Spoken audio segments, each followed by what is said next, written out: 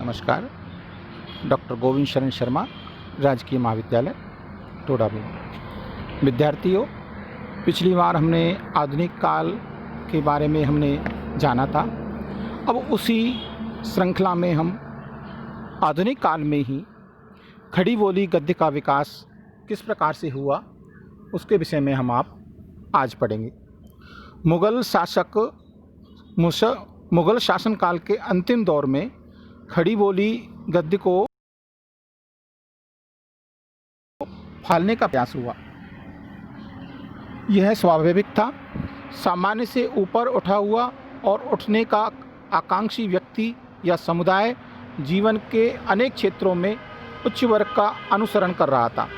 भाषा से सामाजिक स्थिति को प्रकट करने का काम लिया जाता है। जैसे आजकल लोग बोलते समय बीच बीच में अंग्रेजी शब्दों या वाक्यों का व्यवहार करते हैं, वैसे ही उस काल में, मुग़ल काल में, लोग फारसी का प्रयोग करते थे। इससे खड़ी बोली की देसी शैली के समानांतर फारसी शब्दावली वाली उर्दू शैली का जन्म हुआ। उर्दू शैली के विकास का कारण धार्मिक नहीं, सांस्कृतिक और प्रशासनिक था। 1803 में फोर्ट विलियम कॉलेज, कलकत्ता के हिंदी उर्दू अध्यापक जॉन गिलक्राइस्ट ने हिंदी और उर्दू दोनों में गद्य पुस्तकें तैयार कराई। इसी कॉलेज के लल्लू लाल ने खड़ी बोली गद्य में प्रेम सागर और सदल मिश्र ने नासिकेतोपाख्यान लिखा। इसके 2 वर्ष पूर्व मुंशी सदाशुकलाल ने ज्ञानोपदेश की एक पुस्तक और उर्दू के प्रसिद्ध कवि इंशा अल्लाह खां ने रानी केतकी की कहानी लिखी। यह काम 1803 के आसपास हुआ। ये तीनों आधुनिक खड़ी बोली के प्रारंभिक लेखक माने जाते हैं। इनका हम थोड़ा थोड़ा परिचय यहाँ पर देना चाहेंगे। मुंशी सदाशुकलाल नियाजी जिनको बोलते हैं, 1746 में जिनका जन्म हुआ और 1834 में जिनकी मृत्यु हो गई। ये दिल्ली के रहने वाले थे। ये उर्दू फारसी के लेखक थे। इन्होंने सुख सागर लिखा और एक ज्ञानोपदेश वाली पुस्तक लिखी जिसकी भाषा सहज एवं प्रभावपूर्ण है। इनकी खड़ी बोली के गद्य पर कथावाचकों तथा पंडितों की शैली का प्रभाव है, किंतु इससे उनकी भाषा की सहजता नष्ट नहीं हुई। दूसरे लेखक हैं इसी काल के इंशा अल्लाह खां, जिनका जन्म 1756 में हुआ और मृत्यु 1817 में हुई। इंशा अल्लाह खां उर्दू के प्रसिद्ध कवि थे। उन्होंने उदयभान चरित्र या रानी केतकी की कहानी लिखी। उनकी भाषा चटकीली और मुहावरेदार है। उन दिनों किस्सोई की कला काफ़ी प्रचलित थी। इंशा अल्लाह खां के गद्य पर इस शैली का प्रभाव है। भाषा तो इनकी नगरों की है, किंतु शैली अलंकृत है या चुलबुली है।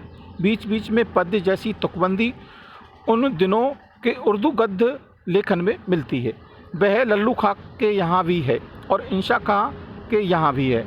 उदाहरण के लिए ये पंक्ति है, यह कैसी चाहत है जिसमें लहू बरसने लगा और अच्छी बातों को जी तरसने लगा।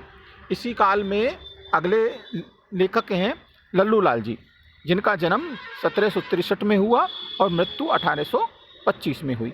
लल्लू लाल ने खड़ी बोली गद्य में प्रेम सागर लिखा। अरबी फारसी के शब्दों का इन्होंने अपने गद्य में बहिष्कार किया। भाषा की सजावट प्रेम सागर में पूरी है।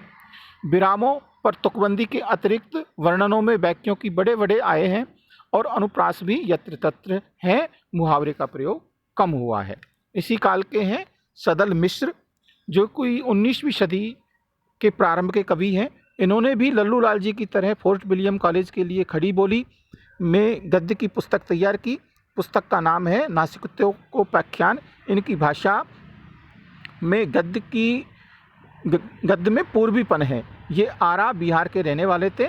इनकी भाषा बहुत कुछ व्यवहार उपयोगी है। खड़ी बोली गद्य के इन चारों प्रारंभिक लेखकों में मुंशी सदाशुकलाल नियाज का गद्य अधिक व्यवस्थित है और व्यवहार उपयोगी है। राम प्रसाद निरंजनी के भाषा योग वशिष्ठ की ही परंपरा उनमें उनका गद्य है।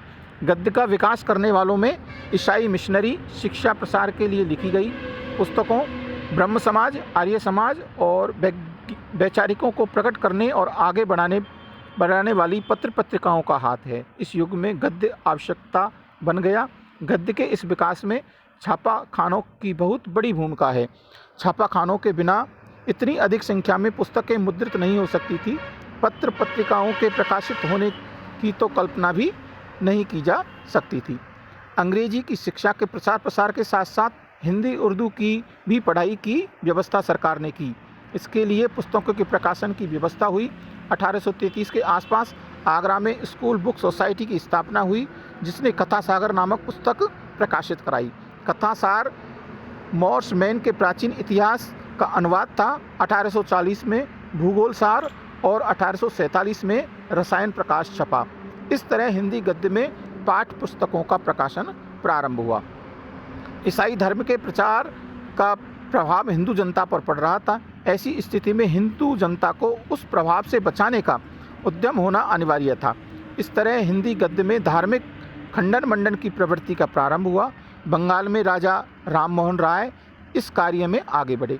1815 में उन्होंने वेदांत सूत्र का हिंदी गद्य में अनुवाद प्रकाशित कराया और 1829 में उन्होंने हिंदी गद्य में बंगदूत नामक पत्र निकाला। इसके 3 वर्ष पहले 1826 में कानपुर के पंडित जुगल किशोर ने हिंदी का पहला समाचार पत्र उदंत मार्तंड कलकत्ता या कोलकाता से निकाला। यह विचित्र संयोग था कि हिंदी के प्रारंभिक समाचार पत्र हिंदी क्षेत्र में नहीं, उसके बाहर कलकत्ता से निकले। राजा मोहन राय जैसे महान देशभक्त समाज सुधारक ने हिंदी गद्य का अखिल भारतीय महत्व समझा। हमें हिंदी के प्रथम समाचार पत्र के गद्य का यह नमूना देख लेना चाहिए। यह उदंत मार्तंड अब पहल हिंदुस्तानियों के हित के हेतु जो आज तक किसी ने नहीं चलाया, पर अंग्रेजी को फारसी और बंगला में जो समाचार का कागज़ छपता है, उसका सुख उन बोलियों के जानने और पढ़ने वालों को ही होता है। समाचार पत्रों की भाषा यथासंभव रूढ़ियों से मुक्त एवं व्यवहार उपयोगी होती है। वे तात्कालिकता की अभिव्यक्ति करती है। उदंत मार्तंड की भाषा इन गुणों को ग्रहण करती है। 1845 में राजा शिवप्रसाद सितारे हिंद ने काशी से बनारस अखबार निकाला। इसकी लिपि देवनागरी थी, लेकिन भाषा उर्दू की ओर झुकी हुई। बनारस से ही 1850 में सुधाकर निकला। राजा लक्ष्मण सिंह ने 1860 में आगरा से प्रजा हितैषी नामक पत्र निकाला। 1863 में आगरा से लोकमित्र निकला। 1867 में नवीन चंद्र ने ज्ञान प्रदायिनी पत्रिका का प्रकाशन प्रारंभ किया। आशय यह है कि हिंदी क्षेत्र में वैचारिक विविधता का रूप पत्र पत्रिकाओं के माध्यम से सामने आने लगा। इससे हिंदी जीवन व्यवहार की भाषा के रूप में तेजी से विकसित होने लगी। 1837 में तत्कालीन संयुक्त प्रांत अब उत्तर प्रदेश के सब दफ्तरों की भाषा उर्दू कर दी गई।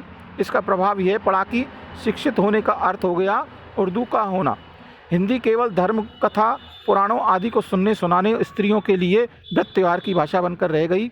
उर्दू के समर्थन में गारसादे तासी और सर सैयद अहमद ने बहुत प्रयास किया। हिंदी के लिए उद्योग करवानों में फ्रेडरिक प्रिंटकॉट का नाम सदैव स्मरणीय रहेगा। शिक्षा विभाग के अधिकारी राजा शिवप्रसाद सिंह सितारे हिंद प्रारंभ में हिंदी के समर्थक थे, किंतु बाद में वे उर्दू के हिमायती हो गए। इस युग में राजा लक्ष्मण सिंह ने अभिज्ञान शाकुंतलम और रघुवंश के गद्य अनुवाद द्वारा हिंदी का साधु रूप सामने लाकर उसका पक्ष सुदृढ़ किया। पंजाब के पंडित श्रद्धाराम फुल्लेरी ने 1863 के आसपास अपने पांडित्यपूर्ण एवं निर्भीक व्याख्यानों और लेखों से हिंदी को बहुत सहारा दिया। इनका भाग्यवती 1867 नामक उपन्यास हिंदी के प्रथम उपन्यासों के रूप में प्रसिद्ध है। इसी काल में स्वामी दयानंद सरस्वती ने 1875 में आर्य समाज की स्थापना की। वर्षों पूर्व से वे वैदिक धर्म का प्रचार करते थे। उन्होंने अपना प्रसिद्ध ग्रंथ सत्यार्थ प्रकाश परिमार्जित हिंदी गद्य में लिखा। स्वामी जी गुजराती भाषी थे। इसके पहले हम देख चुके हैं कि बंगाल में राजा मोहन राय ने हिंदी गद्य का उपयोग किया था और उसी प्रकार पश्चिमोत्तर भारत के गुजराती भाषी स्वामी दयानंद सरस्वती ने हिंदी गद्य को अपने मत प्रसार का साधन बनाया। खड़ी बोली हिंदी गद्य विकसित हो रहा था। यह विकास नई चेतना के प्रसार का माध्यम भी था। इस चेतना का दबाव केवल गद्य नहीं पूरे साहित्य पर पड़ता था। हिंदी साहित्य में इस नई चेतना का प्रवेश भारतीय हिंदू युग में हुआ। कहने का मतलब है हिंदी के जो प्रारंभिक काल है, आधुनिक काल, और आधुनिक काल में भी विशेषकर भारतीय हिंदू से पहले या उसके आसपास हिंदी को किस प्रकार से बढ़ावा दिया गया, इसके विषय में यहाँ बताया गया है।